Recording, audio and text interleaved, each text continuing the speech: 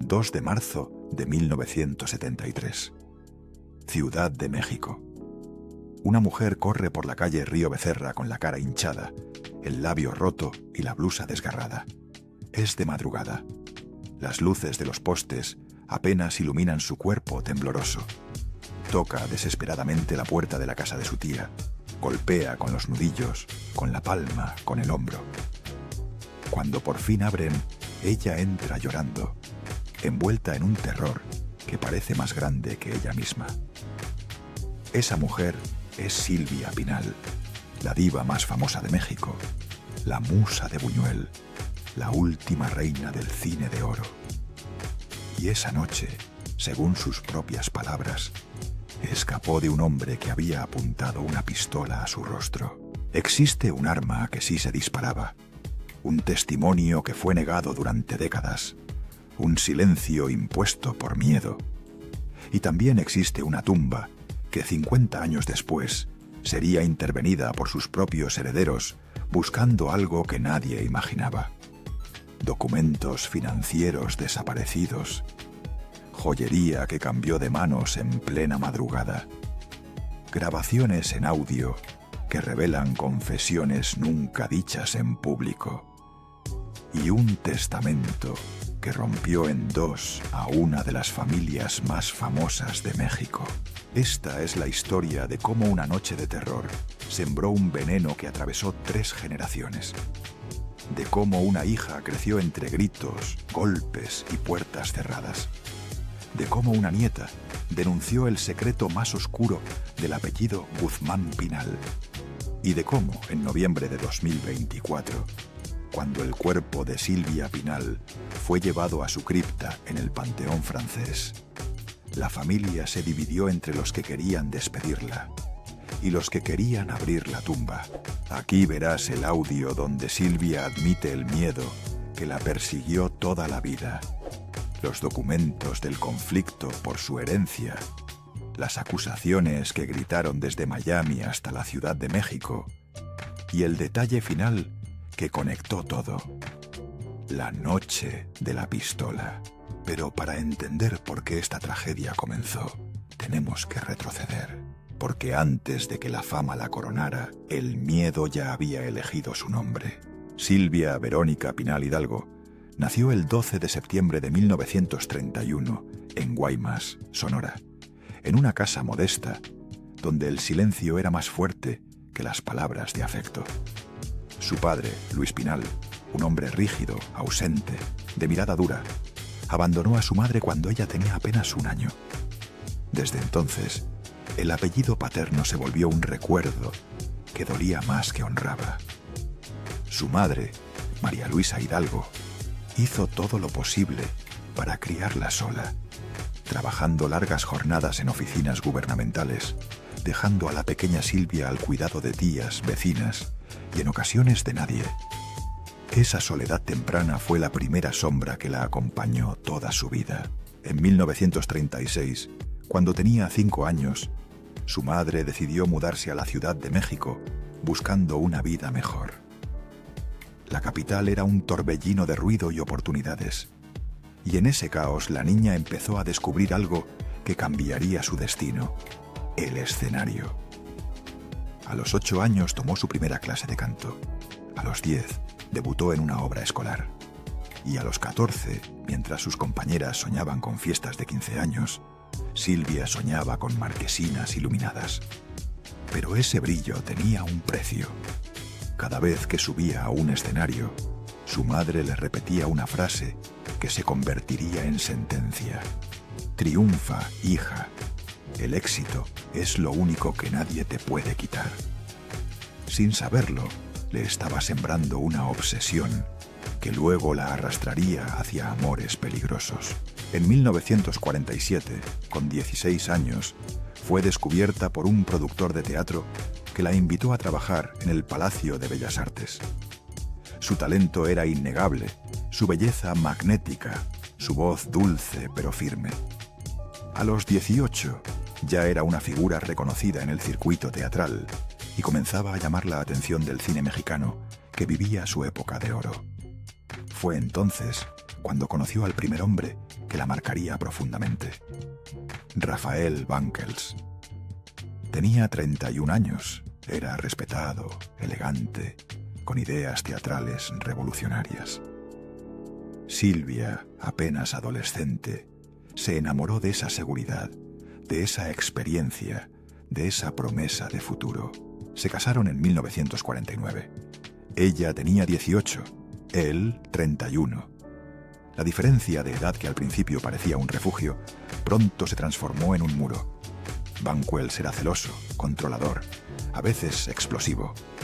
En 1951, durante una discusión doméstica, él arrojó una taza de sopa contra la pared y Silvia confesó años después que por un segundo pensó que él sería capaz de matarla. Pero esa sospecha la enterró rápido. En el México de los 50, una esposa no cuestionaba, una esposa aguantaba. Así lo hizo, durante años.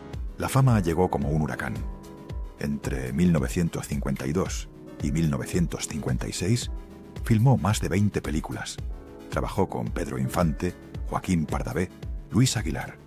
Y fue precisamente el éxito lo que fracturó su matrimonio. Rafael no soportaba que ella brillara más que él. La crítica la aplaudía, los directores la buscaban, la prensa la veneraba. En 1957 se divorció, pero salió de esa relación con una herida invisible. La idea de que el amor siempre venía acompañado de dolor. Ese vacío emocional la hizo vulnerable al siguiente capítulo de su vida. En 1958 conoció a Gustavo Alatriste, productor, hombre de negocios, carismático, seductor. Él la impulsó a trabajar con Luis Buñuel, director español que cambiaría su carrera para siempre. Viridiana, El ángel exterminador, Simón del desierto. Las películas que la inmortalizaron. Pero tras ese brillo cinematográfico había un corazón cada vez más roto. Alatriste era infiel, manipulador, impredecible. La traición se volvió rutina, el abandono emocional, costumbre. Silvia ya empezaba a entender que el éxito profesional nunca compensaba el fracaso sentimental. Para 1961, después de 3 matrimonios fallidos y cargada de cicatrices silenciosas, Silvia Pinal estaba emocionalmente debilitada, hambrienta de cariño, vulnerable a cualquier gesto de atención. Y fue justo en esa grieta donde entró el hombre que marcaría el inicio de la maldición familiar que atravesaría 3 generaciones. Enrique Guzmán. Pero esa historia merece un capítulo aparte, porque lo que estaba por venir no era amor, era miedo, disfrazado de pasión. La historia oficial dice que Silvia Pinal y Enrique Guzmán se enamoraron en 1967, cuando él era el ídolo juvenil del rock mexicano y ella la actriz más respetada del país. Pero la historia real es más oscura. Comienza con un detalle que casi nadie menciona. Silvia venía emocionalmente quebrada. 3 divorcios, un corazón fatigado, una autoestima sostenida únicamente por los aplausos del público. Enrique, en cambio, era joven, impulsivo, explosivo. Tenía 24 años, ella 36. La diferencia no fue una barrera. Fue el imán perfecto para una relación que no debía existir. La primera señal del desastre ocurrió en 1968. Una noche, después de una discusión que comenzó con celos y terminó con gritos, él golpeó la mesa con tal fuerza que el vaso estalló. Silvia sintió miedo, por primera vez. Pero lo ignoró. Estaba acostumbrada a justificar abusos desde la adolescencia. Pensó que era estrés, que todo pasaría. No pasó. Al contrario, cada mes era peor. Los arranques de furia, los gritos, los insultos y la soledad. Siempre la soledad. En 1969 nació Alejandra Guzmán. El nacimiento trajo felicidad momentánea, como un rayo de luz entrando por una ventana sucia. Pero detrás de esa luz había un secreto creciendo como moho: el carácter violento de Enrique. Silvia lo admitió en su autobiografía Esta soy yo. Dijo que su esposo había hecho cosas que hoy serían consideradas violación. Dijo que una noche tomó una pistola, la cargó, discutió con ella y apuntó directamente a su rostro. Y que ella pensó, por un instante eterno, que moriría en esa cama. Ese es el secreto original, el veneno inicial, la pistola, el miedo, el silencio. Años después, en una entrevista con Primer Impacto, cuando le preguntaron directamente si esa arma realmente funcionaba, Silvia respondió con una voz quebrada: sí, esa pistola sí se disparaba. No era metáfora, no era exageración, era la verdad que guardó durante décadas, una verdad que desató la tragedia. Y entonces ocurrió la primera tragedia clímax. 1982. Viridiana Alatriste, su hija mayor, producto de su relación con Gustavo Alatriste, sufrió un accidente automovilístico y murió a los 19 años. Silvia se derrumbó. Fue el golpe más fuerte de su vida. Pero en lugar de procesar el duelo, enterró el dolor en agendas llenas de trabajo, grabaciones, giras, compromisos. El silencio volvió a ganar. Y ese silencio se convirtió en una cueva donde el trauma de Enrique Guzmán empezó a echar raíces en la siguiente generación. Alejandra creció en esa cueva, con gritos, ausencias, tensiones, discusiones nocturnas que ella escuchaba desde el pasillo, con la sombra permanente de un padre violento y una madre atrapada en un ciclo del que no sabía salir. En palabras de Alejandra, yo crecí con el caos. Silvia intentó huir varias veces, pero siempre volvía, porque tenía miedo, porque se sentía culpable, porque pensaba que merecía menos de lo que realmente valía. Hasta que en 1973 ocurrió la noche definitiva, la noche en que apareció golpeada en la casa de su tía, la noche en que escapó corriendo con la ropa rota, la noche de la pistola. Ese fue el final del matrimonio, pero no del daño, porque cuando un secreto no se resuelve, se hereda. Y cuando el miedo no se enfrenta, encuentra nuevos cuerpos donde vivir. La relación terminó, pero la herida quedó. Y esa herida no solo marcó a Silvia, marcó a sus hijos.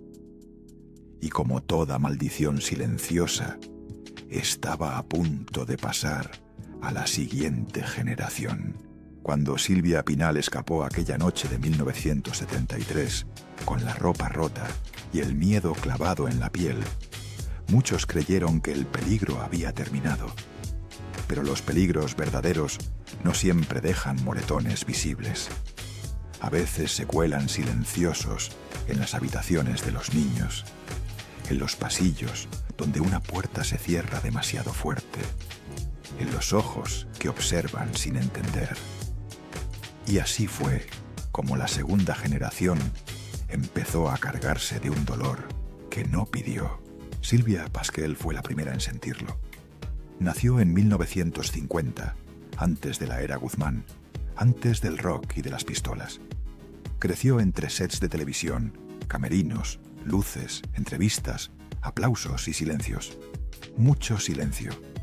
Su madre trabajaba sin parar, reconstruyendo su vida una y otra vez, saltando de un matrimonio roto a otro, de una película a un ensayo, de una escena icónica a un hogar donde faltaba tiempo, presencia y calma. Silvia contaría años más tarde que su infancia fue como la de un preso. Una frase demasiado fuerte para alguien que creció entre privilegios, pero que al mismo tiempo explica todo. Castigos duros, baños de agua fría, horas encerrada en su cuarto, mientras los adultos resolvían o destruían sus propios mundos. Luego llegó Alejandra en 1969, hija del amor prohibido con Enrique Guzmán. Y ese apellido traía un sonido distinto, más metálico, más peligroso. Ella nació en medio de discusiones, arranques, reconciliaciones forzadas, llantos nocturnos que atravesaban paredes. Lo que para el público era glamour, para la niña era caos. Y el caos, cuando se vive desde la cuna, se convierte en lengua materna. Alejandra creció con una mezcla explosiva: talento, carisma, abandono emocional y la sombra de un padre duro, impredecible, capaz de hacer reír a todos menos a su propia hija. Ella se refugió en la música y más tarde en sustancias que la hacían sentir menos sola. A los 14 probó alcohol, a los 17 marihuana. A los 20 ya conocía la cocaína. Todo mientras el país la convertía en una estrella. Luis Enrique, el menor, nació en 1970. Vivió de cerca la separación entre Silvia y Enrique. Vio la violencia sin comprenderla y vio el miedo de su madre sin poder nombrarlo. Cuando creció, intentó ocupar un rol que nadie le pidió: el protector, el administrador, el hijo responsable que debía cuidar la imagen de la familia. Pero los secretos pesan y cuando se guardan por décadas, terminan retorciendo el carácter. En él germinó la desconfianza, el resentimiento, la necesidad de control. Años más tarde, sería él quien protagonizaría escándalos familiares relacionados con objetos desaparecidos, joyas reclamadas, documentos exigidos y peleas durante la lectura del testamento. Su papel en la familia nunca fue claro. ¿Héroe o villano? En realidad solo fue otra víctima de un legado emocional roto. La tragedia que selló el destino de los hermanos llegó en 1982. Viridiana Alatriste, la hija mayor de Silvia, murió en un accidente automovilístico a los 19 años. Ese día la familia entera se quebró. Silvia dejó de llorar en público, pero en privado se hundió en una mezcla de culpa y agotamiento emocional. Y en esa cruzada silenciosa, sus hijos quedaron a la deriva. Silvia se refugió en el teatro, Alejandra en los excesos, Luis Enrique en la administración del Imperio Pinal. Nadie recibió terapia, nadie habló, nadie pidió ayuda. El silencio volvió a imponerse como religión familiar. Cada uno aprendió a sobrevivir solo, como animales heridos que sospechan de cualquier acercamiento. Y ese desconocimiento de la calma, del afecto y de la contención emocional no fue casualidad, fue herencia. Porque mientras el país veía una familia de estrellas, puertas adentro, la segunda generación vivía las sobras de una guerra emocional que nunca fue nombrada. Crecieron creyendo que amar era aguantar, que el éxito era obligatorio, que los sentimientos estorbaban, que los secretos debían protegerse a toda costa. Y esas creencias, sembradas desde la infancia, fueron el puente perfecto para que la maldición avanzara hacia la tercera generación. Porque si los hijos sufren en silencio, los nietos gritan la verdad. Y en esta familia la verdad estaba a punto de explotar. La muerte de Silvia Pinal en diciembre de 2024 no fue el final de una historia. Fue el principio del capítulo más oscuro, el que nadie imaginaba, el que convertiría al apellido Pinal en un campo de batalla jurídico, emocional y económico. La guerra comenzó en silencio, en los pasillos fríos del hospital, donde los doctores anunciaron que la diva había partido a los 93 años. Pero el verdadero caos empezó cuando su cuerpo fue trasladado a la funeraria y alguien, nadie sabe exactamente quién, mencionó 3 palabras que encendieron la tormenta. El testamento final. La familia sabía que Silvia había hecho y rehecho su testamento al menos 5 veces entre 1998 y 2020. Sabían que había propiedades sin registrar, objetos de lujo sin inventario, cuentas bancarias abiertas en décadas distintas, documentos que solo ella conocía, cajas fuertes escondidas en la residencia de Jardines del Pedregal. Una casa que desde afuera parecía un museo, pero por dentro era una cueva de secretos. Cartas, fotografías, contratos, joyas, recibos, diarios, discos duros, incluso manuscritos que nadie había leído. Y también sabían que el heredero con más acceso a esos objetos era quien menos debía tenerlo: Luis Enrique Guzmán, el hijo menor, el más silencioso, el más difícil de leer. El funeral se realizó el 15 de diciembre de 2024.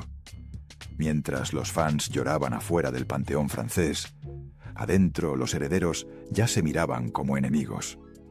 Silvia Pasquel, la hija mayor, pedía respeto. Alejandra Guzmán, visiblemente afectada, evitaba cámaras. Luis Enrique caminaba nervioso, mirando su teléfono, recibiendo mensajes de abogados. Y detrás de ellos, en un rincón, estaba Stephanie Salas, hija de Silvia, con el ceño fruncido, sabiendo que su madre había sido la más cercana a Silvia en los últimos años. Cada uno creía tener derecho. Cada uno creía ser el favorito. Cada uno tenía una versión distinta de la verdad. El día 18 de diciembre, 3 días después del entierro, se leyó el testamento preliminar. Una bomba. Silvia había dejado porcentajes específicos de propiedades, regalías, derechos de imagen y objetos personales. Pero había una cláusula ambigua. La distribución final quedará en manos del albacea designado. Y ese albacea era Luis Enrique. Nadie lo esperaba, nadie lo aceptó, y nadie entendió por qué. En ese instante, la familia se partió en dos: los que creían en la legitimidad de Luis Enrique y los que pensaban que él había manipulado a su madre en los últimos años, aprovechando su deterioro cognitivo. Ese día comenzó la guerra. Los abogados de Silvia exigieron una auditoría completa de la casa. Querían inventario de obras de arte, joyas, contratos, muebles, fotografías antiguas, vestuarios de películas, libretos firmados e incluso las cintas originales de Viridiana, Simón del Desierto y El Ángel Exterminador, reliquias valoradas en cientos de miles de dólares. Luis Enrique se negó. Dijo que la casa era de él, que su madre se lo había dicho, que no necesitaban entrar, que todo estaba bajo control. 2 semanas después, un rumor explotó como dinamita. Alguien había entrado a la casa la madrugada del 20 de diciembre. Vecinos vieron luces encendidas a las 3 de la mañana, movimientos, autos saliendo cargados. Afirmaron escuchar cajones siendo arrastrados. Y lo más inquietante, se vio a 2 personas sacando bolsas negras que parecían demasiado pesadas para ser ropa. Cuando los abogados regresaron el 22 de diciembre con una orden judicial para revisar la propiedad, encontraron habitaciones vacías, joyeros sin joyas, vitrinas abiertas, cajas fuertes sin documentos. Silvia lloró, Alejandra gritó, Stephanie llamó a la prensa y Luis Enrique desapareció por 48 horas. A partir de ahí la guerra se volvió pública. Acusaciones de robo, declaraciones cruzadas, notas filtradas a la prensa, videos en redes sociales, vecinos que aseguraban haber visto cajas marcadas con las iniciales SP. Y un detalle aterrador: la tumba de Silvia Pinal fue intervenida durante la madrugada del 27 de diciembre. No fue vandalismo, fue búsqueda. Una búsqueda desesperada. ¿De qué? ¿De un documento? ¿De una llave? ¿De una carta? ¿De un objeto que podía cambiar la distribución de la herencia? La familia lo negó todo. Pero los trabajadores del panteón confirmaron que alguien pidió abrir la cripta. Firmaron con un nombre falso. Pagaron en efectivo. sellaron de nuevo antes del amanecer. La herencia no era dinero, era poder, era control del legado. Era la última verdad de Silvia Pinal, y esa verdad estaba a punto de destruir a sus hijos. La tercera generación de los Pinal nació en un territorio ya contaminado. Cuando Frida Sofía vino al mundo en 1992, el silencio de su abuela, las heridas de su madre y las sombras de su abuelo ya flotaban sobre la cuna. Ella no heredó joyas, ni mansiones, ni estabilidad emocional. Heredó un legado roto, hojas sueltas de una historia que nadie quería leer. Y pronto, demasiado pronto, ese pasado enterrado comenzaría a levantarse. La niña creció entre cámaras, giras, aeropuertos, entrevistas y discusiones detrás de puertas cerradas. Su madre, Alejandra Guzmán, era una estrella que ardía demasiado brillante hacia afuera y apagaba todas las luces hacia adentro. Los hombres entraban y salían de su vida con la misma rapidez con la que el público compraba entradas para sus conciertos. Y en medio de esa tormenta emocional estaba Frida, pequeña, frágil, tratando de entender por qué el amor de su madre siempre parecía mezclar abrazos con ausencias. Pero el golpe más grande no vino de Alejandra, vino de alguien que nadie imaginaba. En 2021, durante una entrevista desde Miami, Frida Sofía pronunció una frase que destrozó a la familia para siempre. Mi abuelo, Enrique Guzmán, abusó de mí cuando tenía 5 años. Esa oración cayó como un rayo sobre México. Un rayo que rompió la imagen del ídolo del rock, que destrozó la narrativa oficial, que obligó al país entero a mirar un monstruo que había sido maquillado por décadas. Alejandra no la creyó. Ese fue el golpe más doloroso. Pongo las manos al fuego por mi papá, dijo públicamente. Y con esa frase, la madre repitió el mismo error de Silvia medio siglo antes: proteger al agresor y no a la niña que pedía ayuda. El ciclo continuaba. La maldición seguía viva. Y Frida, con solo 29 años, quedó sola en un desierto emocional del que nadie intentó rescatarla. Mientras la tormenta mediática crecía, en otra rama de la familia se gestaba otro conflicto. Michelle Salas, hija de Stephanie, bisnieta de Silvia, vivía en Nueva York rodeada de glamour, pasarelas, contratos y proyectos internacionales. Ella parecía ser la excepción dorada, la única heredera que había logrado escapar del caos familiar. Pero la paz nunca dura en una familia donde los secretos se heredan como joyas envenenadas. Porque cuando murieron Luis Enrique y su esposa Mayela, Michelle acusó públicamente al tío de haber robado joyas antiguas de la casa de Silvia Pinal, piezas valoradas en miles de dólares. Incluso un audio filtrado mostró a la ex esposa de Luis Enrique admitiendo que él había sacado objetos escondidos antes de la lectura del testamento. Otra grieta, otra traición, otra evidencia de que el dinero en esta familia siempre fue más fuerte que la sangre. Stephanie Salas, por su parte, vivió el ciclo de otra manera. Ella no creció rodeada de violencia física, pero sí de abandono emocional. Hija de Silvia Pasquel, creció viendo a su madre luchar por obtener el cariño de Silvia y al mismo tiempo luchar contra sus propios demonios. Ese vacío la acompañó hasta la adultez. Por eso, cuando tuvo a Michelle, juró que la criaría lejos del ruido familiar. Y aún así, la herida del abandono, esa herida original que comenzó en Guaymas en 1931, la perseguía en silencio. Pero el caso más doloroso de todos estaba a punto de salir a la luz. En 2022, un ex representante de la familia afirmó que existía un video donde Enrique Guzmán aparecía cometiendo actos indebidos con un niño pequeño. Ese niño sería hijo de Mayela Laguna y Luis Enrique Guzmán.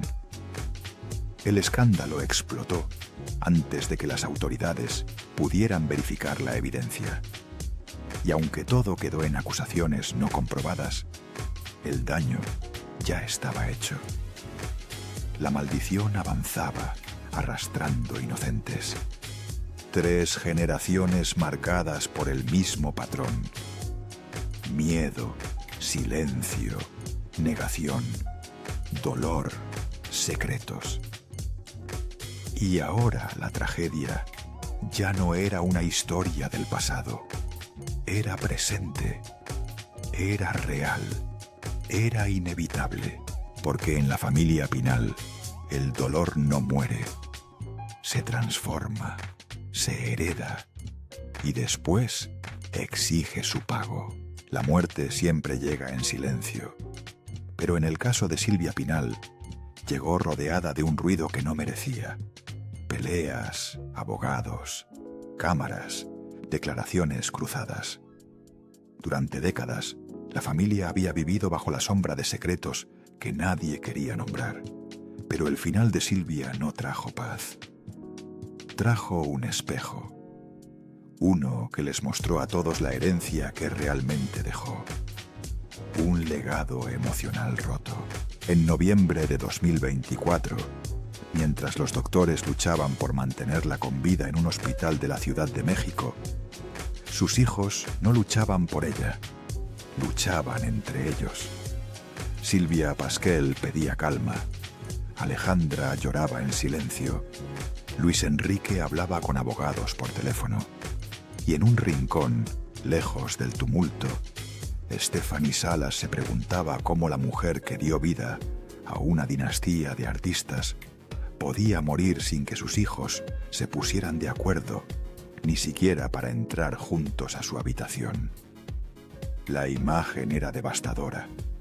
Una diva que llenó teatros, que filmó con Buñuel, que fue musa de un país entero. Ahora rodeada no de aplausos, sino de grietas familiares. El 28 de noviembre, a las 3:41 de la tarde, su corazón finalmente se rindió. Tenía 93 años. Afuera del hospital, la prensa esperaba titulares. Adentro, sus hijos esperaban respuestas. ¿Cómo una mujer tan poderosa había terminado tan frágil? ¿Cómo una familia llena de talento terminó llena de resentimiento? ¿Cómo un apellido tan brillante había perdido su brillo? El cuerpo fue trasladado al Panteón francés, un lugar solemne, frío, donde los mausoleos parecen guardar conversaciones antiguas. En esa cripta estaba su esposo, su hija Viridiana, y ahora ella. Pero antes de que sellaran la tumba, un detalle inquietante ocurrió. Miembros del personal del Panteón afirmaron haber visto personas desconocidas solicitando acceso durante la madrugada. Firmaron con un nombre falso. Pagaron en efectivo. No querían flores, querían entrar. Querían buscar algo. Cuando esta información llegó a oídos de la familia, todos se miraron con sospecha. Nadie confesó nada. Nadie asumió responsabilidad. Nadie dijo la verdad. Era la última escena del ciclo. La lucha por un secreto que ni siquiera sabía si existía. Y mientras los hijos discutían, mientras los nietos reclamaban joyas, mientras los bisnietos buscaban respuestas, el cuerpo de Silvia descansaba en silencio. El único silencio real en una familia que siempre fingió no escuchar. Alejandra, rota por dentro, se acercó al féretro y susurró: «Perdón, mamá». Nadie sabe si se refería al pasado, al presente o a ella misma. Silvia sostuvo la mano de su hermana, pero no dijo nada. Luis Enrique permaneció a distancia, mirando su teléfono, incapaz de sostener una mirada familiar. Y Stephanie fue la única que lloró en silencio, de pie, frente a la cripta, sabiendo que con la muerte de Silvia no terminaba un capítulo. Terminaba un linaje emocional, un imperio levantado sobre silencios y derrumbado por ellos mismos.